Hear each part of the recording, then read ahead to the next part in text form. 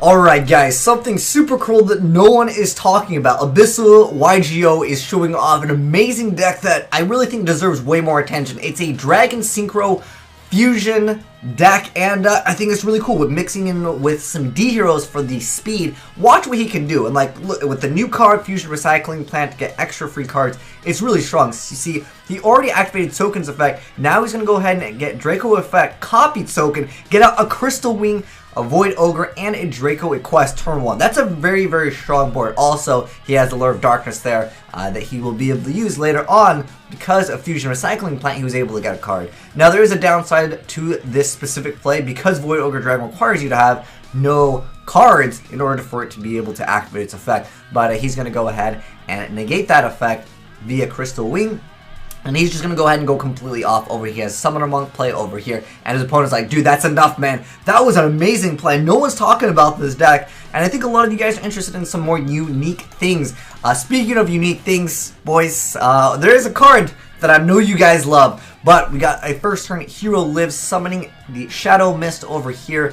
So he's going to go ahead and activate that Fusion Recycling Plant, and he's going to go Poly, making the new card that I think a lot of you guys are interested in playing. Maybe you got some of these, not really using them. Maybe you can mix it in with this deck, because the whole Venom Predator Plant deck, I know it's not like tier 1, but it's not a bad deck, and some of you guys just really want to run this card. I totally understand how that is, but nonetheless, he's going to go ahead and make a pretty big play over here. He's got that Dark Rapper, still a really good card, Dagusto Emerald.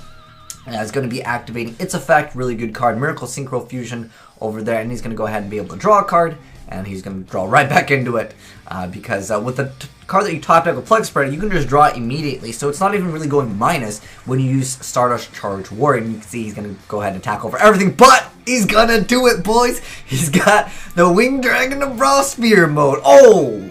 Rip his field, man. How is he going to come back with a Mali and a Miracle Syncro Fusion?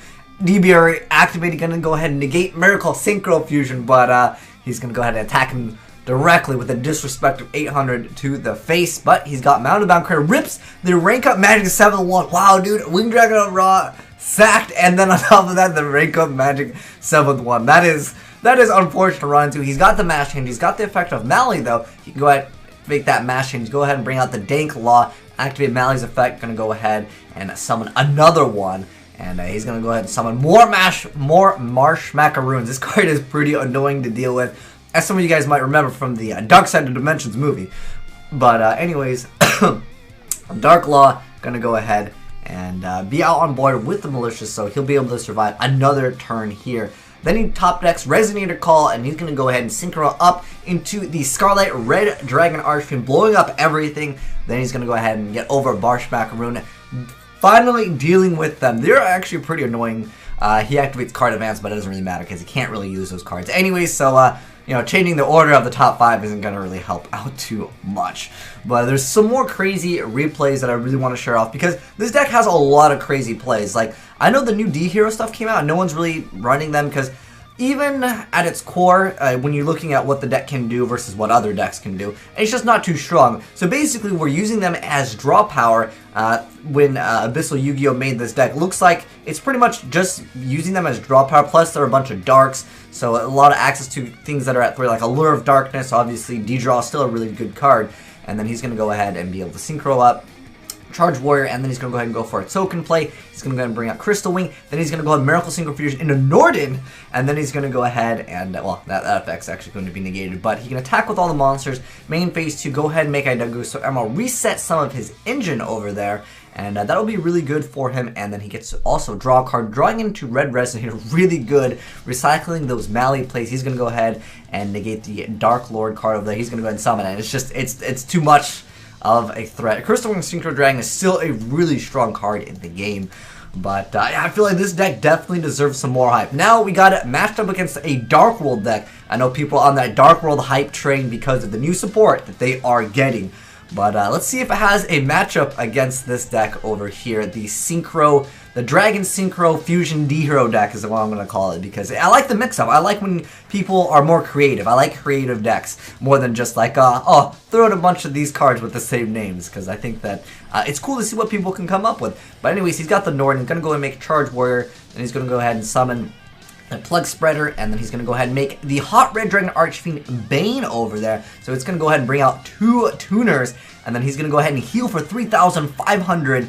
and you know, that's a pretty decent card. And then he's going to bring back his brother, Scarlet Red Dragon Archfiend. Really, really good card, being able to destroy a bunch of special summon monsters with attack less than or equal to this card. And it has 3,000 attack, so it can run over a lot of things, minus Grapple, which is pretty much what the Dark World deck likes to throw out over and over. But he's playing Ceruli, which is a really interesting card. Not too many people play him, but there is a lot of times where Ceruli becomes very good, and we will see how good the card is in this replay over here. He needs to rip that Dark World card to negate effects. I think the effects are what he needs to negate over here. But also, there's a card called the Forces of Darkness, and I think this would be really good in that Infinite Loop build. If you guys don't know what I'm talking about, where you get to infinitely negate with Dark Worlds, you can keep on negating monster effects with the Dark Worlds. There's a new Continuous Track card. This card would be an excellent card just to activate as soon as your opponent's turn starts to go +1.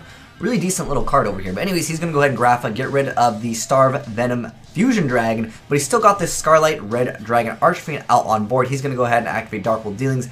We're going to get some of that Trance Archfiend, destroying his own card in the back row via the effect of Grapha. He's able to get rid of the Archfiend. He doesn't have any cards to top deck, but he still has 10,000 life points. That's the hefty amount of life points, but Grappa is going to start coming out and whittling down his life points. But he's got a D-Draw, he's got a Mass Change. Let's see if he can come out of this.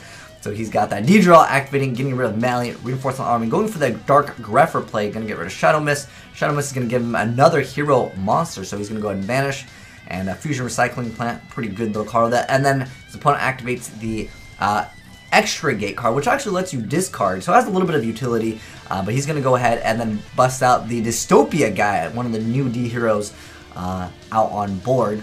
And it has a decent little effect, though. If this card's current attack is different from its original attack, you can target one card on the field and destroy it. Not too bad at all. But also, you get to burn your opponent for some damage. Not the worst thing for an effect monster. That is 2,800 attack, but he draws an Allure of Darkness. Here's where the Destiny draw comes into play, and Allure of Darkness, no cards. But that was still a really amazing play. Like, he busted out a bunch of Sycnhros, and I thought that was still really cool. But nonetheless, though, we got one more replay, and I'll give you guys the deck profile if you guys want to try out this deck. Again, it's really unique. I think it's something that definitely could see some more play, and it definitely looks like a fun deck, too, and that's what I like to see. But anyways, he's got the Summoner Monk play over here. He's going to go ahead and get rid of the 1 Day at Peace. I don't know about 1 Day at Peace, because I feel like this deck can be really aggressive turn 1.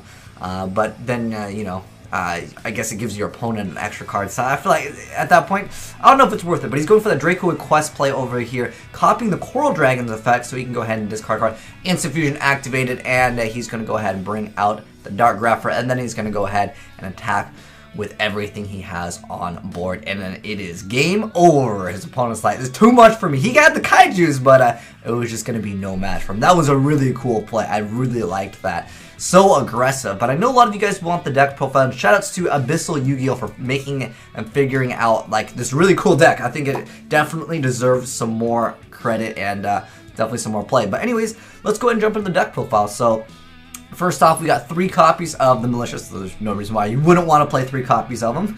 And then we got the Dark Grapher, and then 2 copies of the Destiny Hero Drill Guy. So he lets you special summon a Destiny Hero monster from your hand with less attack or equal to this card's attack on the field. And then you can only use this effect of it once per turn. So if this card attacks a defense position, you get to do Piercing, as if that's really that great. But it's mostly just because it's a dark, and it kind of works with the deck, has some synergy. But for the most part, don't worry too much about that Piercing. I mean, I guess it has that other effect where you can just summon another Destiny Hero monster from your hand. But you can actually search out a lot of cards with the Elemental Hero Shadow Mist. Really good card over here. We've got 2 copies of him, and then 2 copies of Summoner Monk. And then we have 2 copies of the Red Resonator, so allows you to go for those plays to make the Sycnhros. That is your main tuner, other than Plug Spreader in the deck. And then we got 3 copies of Allure of Darkness to add extra consistency. And then we also have Instant Fusion to go for those Northern plays. And then we have 3 copies of a Hero Lives, so you can go faster. And then we got 2 copies of Resonator Call. We got the 1 OG Polymerization, 1 Reinforcement of the Army, 1 Day at Peace, 1 copy of that, 1 Miracle Syncro Fusion, 3 copies of Destiny Draw. We got the Soul Charge, Upstart Goblin, Foolish Burial, Mass Change, the OG one, and then we got Pot of Avidity, so you can target 3 of your banished things. Usually it's going to be Malicious, and you're going to be able to put them back and then draw a card. And then we got 3 copies of Fusion Recycling Plant. Oh, also with this card, just a quick little tip, when you're banishing cards with the effect of the Draco Quest, you can actually reset them, and that way you don't run into drawing them, you're just going to put them back in your extra deck. But anyways, using one of the newer cards, Fusion Recycling Plant, you can discard a card to add a Polymerization, and that can really help out with whatever you need to get in your graveyard. This is an excellent card to discard. Same thing with like Plague Spreader, there's a lot of other cards that are great for this. But to add 1 Polymerization from your deck to hand is really good. But also during the end phase, you get to add, you get to target 1 monster that was used for fusion material this turn, add it back to your hand. Like I mentioned before, there was a play where he made Void Ogre Dragon and he did add 1 card. Now you could say that that kind of counters him, but he had an Allure of Darkness, so he wanted to actually banish the other Mali. So that was the reasoning for that. But then we got the Vanity's Emptiness, the Solemn Strike, and the Solemn Warning. For the extra deck, there's a lot of different possibilities for this, but I like this build. I thought the token play was so cool that he made, where he went for a token, got out like a Crystal Wing, or a Void Ogre, whatever one he made first. Then he used Draco's effect, copied it, and then set out another card, and I thought that was really cool. I didn't even think about that. That's a really strong play. But anyways, we got Draco Quest, we got Dystopia Guy, we got the Star Venom Fusion Dragon, Masquerade Dankalaw, we got the Elder God Norden, Double Token, we got the Hot Red Dragon Archfiend Bane, Void Ogre Dragon, Crystal Wing, Scarlet Red Dragon Archfiend, then we got Stardust, we got Coral Dragon, Stardust Charge Warrior, Dagos Animal, and I think that these were 2 cards that he was thinking about running, but maybe he's like, okay, I don't really like him. I still think this card is great though. Definitely consider running this card. But I know a lot of you guys are like, let's make some suggestions to this deck, and more than likely gotta throw 3 copies of this then. He even survived that. He got Winged Dragon overall, rank up, top decked, and he still came out with a W on that one. That was a crazy play. I love it. Abyssal Yu-Gi-Oh! Shout outs to you, man. And also, gotta give a shout out to Unknown Force via the Twitter. But if you guys want to check out his channel, I'll also leave it down below. And yeah, shout out to my man Unknown Force via Twitter. But anyways, let me know what you guys think of this deck. Is it a pretty fun deck? After you guys try it, I think it's going to be pretty fun, and it's definitely relatively budget friendly. I know some of these cards in the extra deck can get kind of pricey though, let's be honest here. But maybe you already had a Crystal Wing, but I feel like if you have a Crystal Wing and Dagusto Emerald, which, you know, this is kind of like standard cards for the extra deck, if you already have them, I would say this is pretty budget friendly. For the most part, coming out in the game, there's not really, there's not anything that's like super expensive in this deck. That I'm aware of. And before, like, Dystopia guys, I don't know. I don't feel like you need this guy, but I think it's a really cool deck. Let me know your thoughts down below in the comment section below. But thanks for watching, guys, and if you enjoyed the video, make sure you guys give that like button a please tap and subscribe for more crazy Yu-Gi-Oh videos.